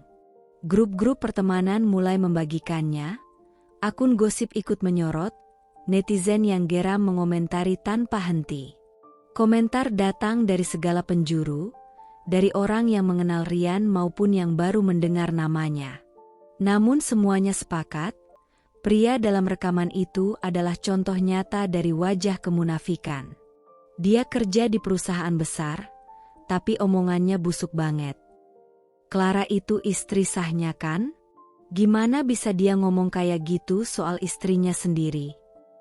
Gak ada perempuan yang layak diperlakukan kayak begitu. Gak ada. Ini harus viral. Biar semua orang tahu siapa Rian sebenarnya. Di kantor, pagi itu, suasana berubah total. Rian melangkah masuk dengan wajah tenang, tapi ketenangan itu segera luntur saat melihat ekspresi aneh dari rekan-rekannya. Tak ada lagi senyum atau sapaan. Beberapa menunduk, pura-pura sibuk. Ada yang diam-diam merekam kehadirannya, lalu mengirimkannya ke grup internal dengan caption menyindir. Saat Rian membuka ponselnya, serangan datang bertubi-tubi. Notifikasi dari grup keluarga, pesan dari kolega, telepon dari klien, bahkan dari atasannya langsung. Di antara ratusan pesan itu, satu video terputar otomatis. Video yang menampilkan suaranya sendiri, menghina, mencemooh, dan mempermalukan dirinya di hadapan publik. "Ini bukan gue." Itu kata pertama yang keluar dari mulutnya. Tapi rekaman itu tak bisa disangkal. Suara itu miliknya. Gaya bicara, nada, dan isi percakapan semuanya nyata. Ia panik. Ia mencoba menghubungi Saskia, namun nomor itu sudah tak aktif. Ia ingin menghapus unggahan itu, tapi video itu telah disimpan dan disebarkan oleh ribuan akun lain. Ia tak bisa menghentikan badai yang telah ia ciptakan sendiri. Di sisi lain kota, Clara sedang menikmati secangkir kopi di balkon rumahnya. Ia tak tersenyum, tak tertawa, hanya memandangi langit dengan tatapan hening. Ia sudah tahu rekaman itu akan disebar. Saskia telah mengirimkannya padanya malam sebelumnya, meminta izin dan restu. Dan Clara hanya menjawab dengan kalimat pendek. "Biarkan dunia tahu kebenaran yang selama ini kami tutupi." 4 perempuan, masing-masing disakiti, dibohongi, dan dijadikan alat, kini berdiri bersama. Tak untuk membalas dengan cara murahan, tapi untuk menyingkap topeng pria yang selama ini merasa paling berkuasa. Nama Rian yang dulu disegani kini menjadi ejekan. Wibawanya luluh lantak. Di dunia maya, ia menjadi bahan olok-olok. Di dunia nyata, ia kehilangan kepercayaan dan kehormatan. Dan dari balik semua itu, perempuan-perempuan yang dulu hanya dianggap bayangan kini berdiri dalam cahaya kebenaran, bukan untuk disorot, tapi untuk membuktikan bahwa harga diri bukan untuk ditukar dengan cinta palsu. Dan ini, barulah permulaan dari akhir yang menyakitkan. Hari itu, ruang sidang perceraian dipenuhi oleh aura tegang yang menyelinap ke setiap sudut ruangan. Suasana dingin, kaku, dan sunyi terasa menggantung di udara. Di sisi kiri, Clara duduk dengan kepala tegak dan tatapan tenang, mengenakan setelan formal warna gelap yang memancarkan wibawa. Wajahnya tak lagi menampilkan bekas luka emosional yang dulu begitu dalam. Hari ini, ia adalah sosok yang tak bisa digoyahkan. Di seberangnya, Rian terlihat gelisah. Ia mengenakan jas abu-abu, tapi tubuhnya tampak tak nyaman di dalamnya. Keringat mengalir pelan dari pelipis meski ruangan ber-AC. Ia terus menatap pintu belakang, menanti siapa yang akan masuk berikutnya. Dan ketika pintu itu terbuka, langkah sepatu hak tinggi menggema pelan di lantai kayu, Rian langsung menegang. Dina masuk. Rambutnya disanggul rapi, pakaian yang dikenakannya sederhana namun elegan. Ia berjalan dengan langkah mantap menuju kursi saksi, menatap lurus ke arah hakim tanpa ragu. Sekilas, ia melirik Rian, bukan dengan cinta, tapi dengan luka yang telah berubah menjadi keberanian. "Saudari Dina, apakah Anda bersedia memberikan kesaksian di bawah sumpah?" tanya hakim dengan suara tegas namun netral. "Ya, Yang Mulia," jawabnya tanpa jeda. Suaranya jernih, tidak gemetar. Sidang hening. Clara hanya menatap diam, sementara Rian meremas jemarinya sendiri di bawah meja. "Ceritakan kepada kami bagaimana saudari mengenal tergugat," kata hakim. Dina menarik napas dalam. "Saya adalah wanita yang dijalin hubungan oleh Rian selama hampir 1 tahun terakhir." Ia mengaku duda, dan menyembunyikan fakta bahwa ia masih menikah dengan Clara. Ia menjanjikan pernikahan, rumah, dan bahkan masa depan bersama.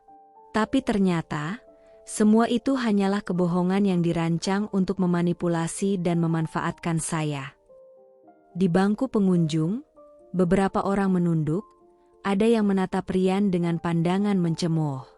Seorang pengacara dari pihak Clara membuka map, dan menyerahkan dokumen serta bukti foto-foto percakapan digital, catatan hotel, hingga transfer uang pribadi dari Rian ke Dina, Semua tersusun rapi sebagai bukti hubungan di luar pernikahan.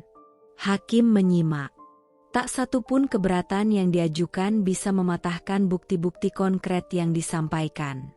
Pengacara Rian mencoba menyangkal, namun suara mereka tenggelam dalam kronologi yang tersusun sempurna. Setelah lebih dari 1 jam kesaksian berlangsung, puncaknya datang saat Dina menyerahkan 1 amplop besar. Isinya, surat tulisan tangan dari Rian kepada Dina, berisi pengakuan bahwa ia lelah dengan pernikahan yang dingin, dan bahwa Clara hanya penghalang dalam hidupnya. Rian menunduk. Tak ada lagi ruang untuk menyangkal. Kata-kata itu nyata, dengan tanda tangan pribadinya di akhir halaman. Ketika waktu sidang berakhir dan hakim menutup berkas, wajah Clara masih terlihat tenang, tapi kini di matanya terpantul rasa lega. Rian hanya duduk terpaku, seperti ditampar kenyataan yang ia ciptakan sendiri. Beberapa hari kemudian, putusan dibacakan.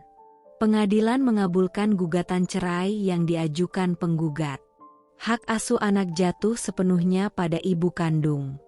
Mengenai harta bersama, berdasarkan pembuktian yang disampaikan, pengadilan memutuskan bahwa aset-aset utama, termasuk 2 unit properti, saham perusahaan, dan rekening bersama, diberikan kepada pihak penggugat. Tergugat terbukti melakukan perselingkuhan dan manipulasi, sehingga dianggap melanggar etika dan tanggung jawab dalam ikatan rumah tangga. Clara menang telak. Tidak hanya secara hukum, tetapi secara moral dan emosional. Semua yang dulu dikorbankannya, kepercayaan, cinta, harga diri, telah dibayar lunas oleh kebenaran dan keberanian. Dan Dina, perempuan yang dulu hanya dianggap hiburan sesaat oleh Rian, kini menjadi saksi penting yang menghancurkan tembok kebohongan pria itu. Di luar ruang sidang, Clara dan Dina berpapasan. Mereka tak berkata banyak, hanya saling menatap dan mengangguk. Sebuah isyarat penghormatan antar perempuan yang pernah hancur, tapi memilih bangkit. Di belakang mereka, Rian berdiri sendiri, dikelilingi bisikan orang-orang yang dulu menyanjungnya, kini hanya menatapnya dengan rasa kasihan bercampur jijik. Dunia yang dulu ia kuasai, kini berbalik menelannya bulat-bulat. Rumah besar bercat putih di pinggiran kota itu biasanya sunyi, tenang, dan penuh suasana keluarga yang hangat.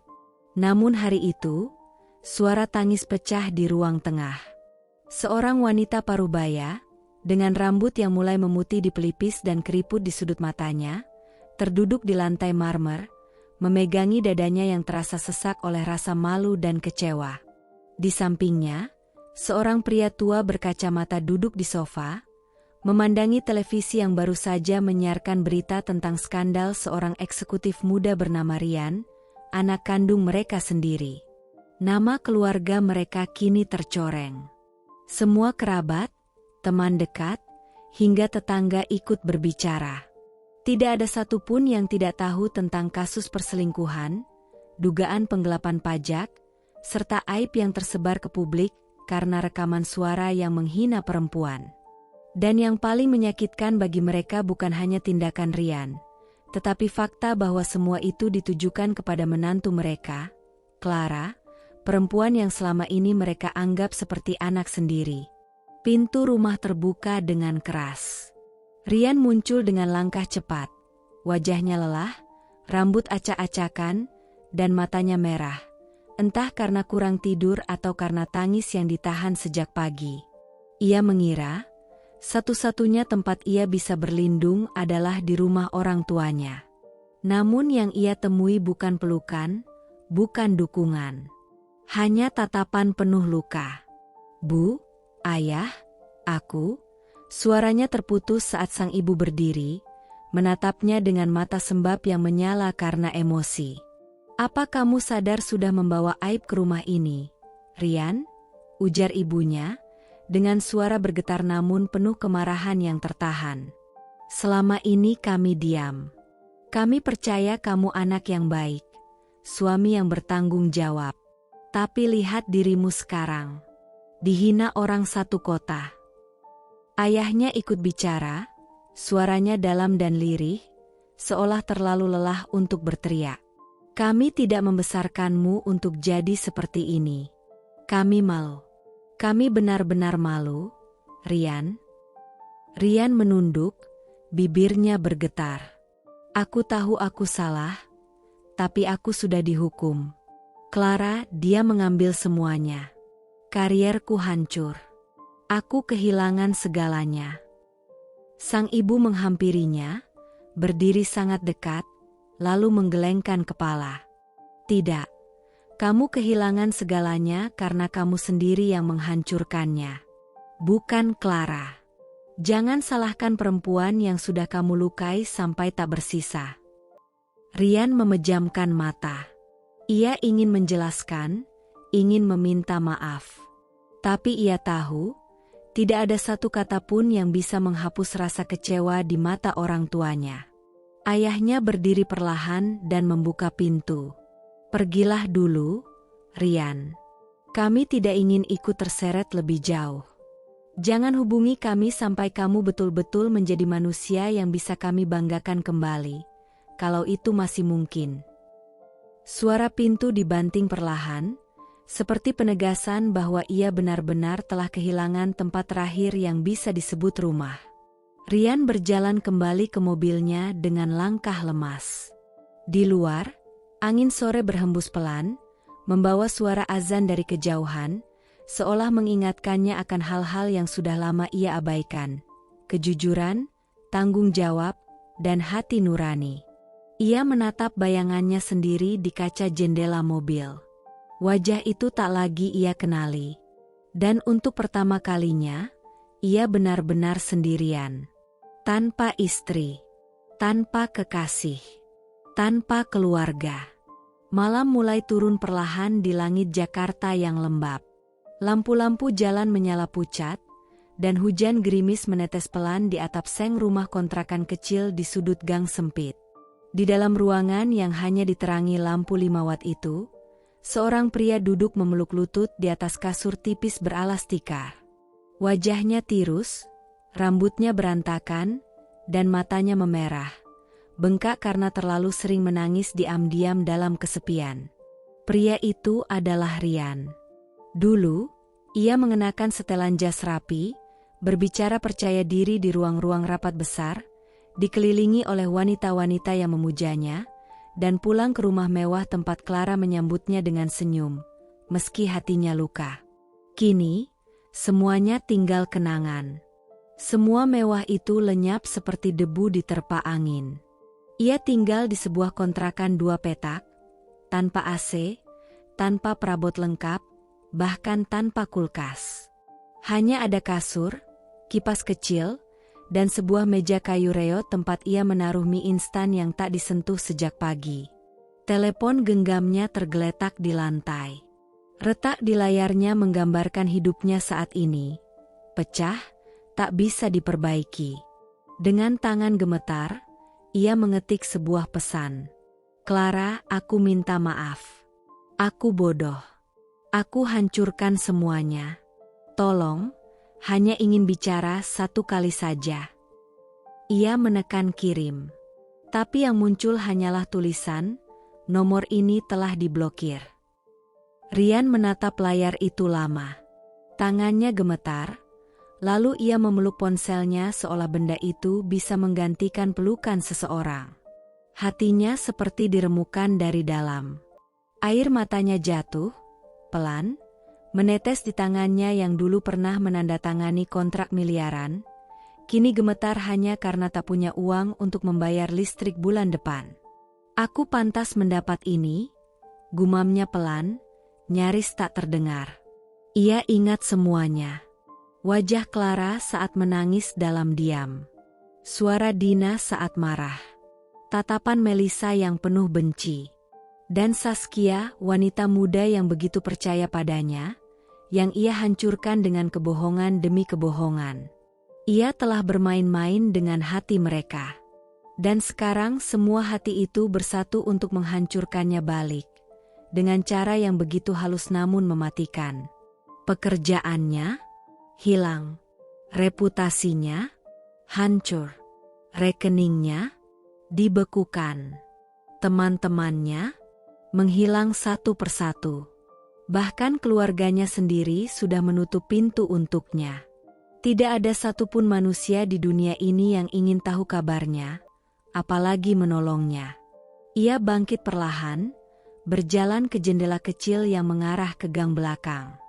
Ia melihat anak-anak kecil tertawa sambil bermain bola plastik di tengah hujan.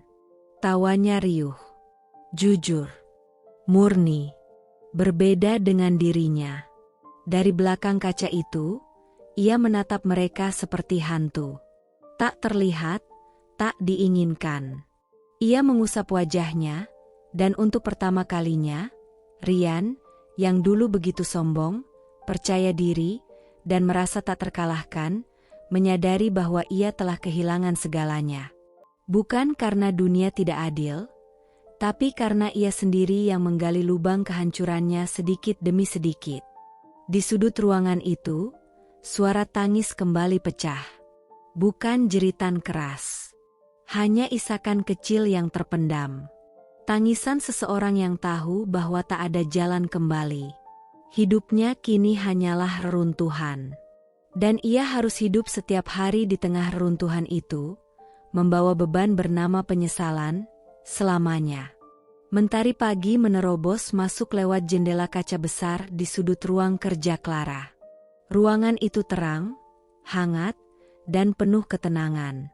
Dindingnya dihiasi rak-rak kayu berisi buku, lukisan-lukisan bunga, dan foto-foto dirinya bersama putra kecilnya, Arya, yang kini berusia 4 tahun, anak yang menjadi alasan terbesarnya untuk bertahan, dan kini menjadi alasan terbesarnya untuk terus bangkit. Di luar, terlihat papan nama usaha kecil miliknya, Langkah Clara, sebuah studio konsultasi healing untuk perempuan. Tempat yang ia bangun dari luka, air mata, dan keberanian yang tak pernah pudar. Tempat di mana ia membantu perempuan-perempuan lain untuk tak hanya sembuh, tapi juga menemukan kekuatan mereka sendiri. Di pagi itu, ia duduk di depan meja kecil, mengenakan blus putih bersih dan celana linen lembut warna krem. Wajahnya tenang, matanya berbinar. Bukan karena harta, bukan karena balas dendam yang berhasil, tapi karena akhirnya, setelah semua badai, ia bisa melihat dirinya sendiri di cermin dan tersenyum tulus. Podcast pagi itu diadakan di sebuah studio kecil yang cozy. Clara diundang sebagai tamu istimewa dalam acara bertajuk Bangkit dari Pengkhianatan. Pembawa acaranya, seorang jurnalis wanita muda, bertanya dengan penasaran. Ibu Clara, jika boleh jujur, apakah Anda masih menyimpan dendam pada masa lalu? Clara tersenyum. Senyum tipis namun penuh makna. Ia menarik napas dalam, lalu menjawab pelan, tapi tegas. Dulu, aku menangis setiap malam karena seseorang yang seharusnya mencintaiku, malah menusukku perlahan. Tapi sekarang, aku tertawa. Bukan karena kebencianku pada dia, tapi karena akhirnya aku tahu, kejatuhannya bukan karena aku menjatuhkannya, tapi karena dia sendiri yang menggali lubangnya dalam-dalam. Aku hanya berdiri dan menyaksikannya jatuh. Kalimat itu seketika menjadi viral. Potongan videonya tersebar di mana-mana. Warganet bertepuk tangan. Banyak perempuan yang merasa terwakili. Clara menjadi simbol, bukan hanya kekuatan wanita, tapi juga keanggunan dalam menghadapi luka yang dalam. Melissa kini menetap di Bali, membuka butik kecil yang fokus pada busana kerja wanita. Dina kembali ke dunia broadcasting, tapi kali ini fokus pada edukasi perempuan dan self-worth. Sementara Saskia, si termuda, mengejar pendidikan lagi dan mengambil psikologi, dengan tekad menjadi konselor untuk korban manipulasi hubungan. Mereka bertiga tetap menjalin komunikasi dengan Clara. Kadang bertemu diam-diam di kafe, atau sekadar bertukar pesan di grup WhatsApp mereka yang diberi nama The Phoenix. Grup yang dibangun dari luka, namun tumbuh menjadi tempat saling mendukung. Hubungan mereka memang aneh, tidak biasa. Tapi dari serpihan cinta yang dikhianati, mereka membangun ikatan tak terlihat yang jauh lebih kuat dari sekadar pertemanan. Pada malam tertentu, Clara duduk di balkon rumah kecilnya bersama Arya. Anak itu tertidur di pangkuannya, dan langit bertabur bintang di atas. Dalam hatinya, ia membisikkan doa, not untuk Rian, bukan juga untuk masa lalu, tapi untuk dirinya sendiri. Untuk dirinya yang dulu pernah dipatahkan, tapi tak pernah benar-benar hancur. Dan dalam keheningan malam itu, Clara tahu satu hal dengan pasti. Ia telah menang. Bukan karena ia membalas, tapi karena ia memilih untuk berdiri lebih tinggi, berjalan lebih jauh, dan hidup lebih tenang. Kisah Clara bukan sekadar cerita tentang pengkhianatan dan balas dendam. Ini adalah potret nyata tentang seorang perempuan yang jatuh berkali-kali, tapi tidak pernah menyerah. Dikhianati oleh suami yang ia cintai, dibohongi oleh orang-orang yang seharusnya setia, Clara mengalami kehancuran dalam arti sebenarnya. Batin, kepercayaan, bahkan harga diri.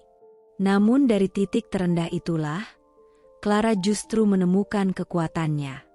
Ia tidak memilih membalas dengan cara kotor, tapi dengan strategi, ketegasan, dan ketenangan luar biasa. Ia menunjukkan bahwa balas dendam paling menyakitkan bukan datang dari kemarahan, tapi dari keberhasilan dan kebahagiaan yang nyata. Ia berhasil menyatukan 3 perempuan lain, yang dulunya juga korban manipulasi pria yang sama, menjadi sekutu dalam satu tujuan. Dan ketika semuanya selesai, ia tidak membusungkan dada atau mengumbar kemenangan. Ia memilih untuk hidup dengan damai, elegan, dan bermartabat. Kisah ini mengajarkan kita bahwa perempuan bisa patah, tapi tidak berarti mereka akan hancur. Ketika perempuan memilih bangkit, dunia pun harus bersiap menghadapi ketegaran yang luar biasa. Dan Clara, ia adalah simbol bahwa luka bisa disembuhkan, bahwa keadilan bisa dicapai tanpa kehilangan diri sendiri, dan bahwa kebahagiaan sejati bukan tentang membalas, tapi tentang melangkah lebih jauh dari masa lalu yang pernah menyakitkan. Clara tidak hanya menang. Ia menang dengan anggun.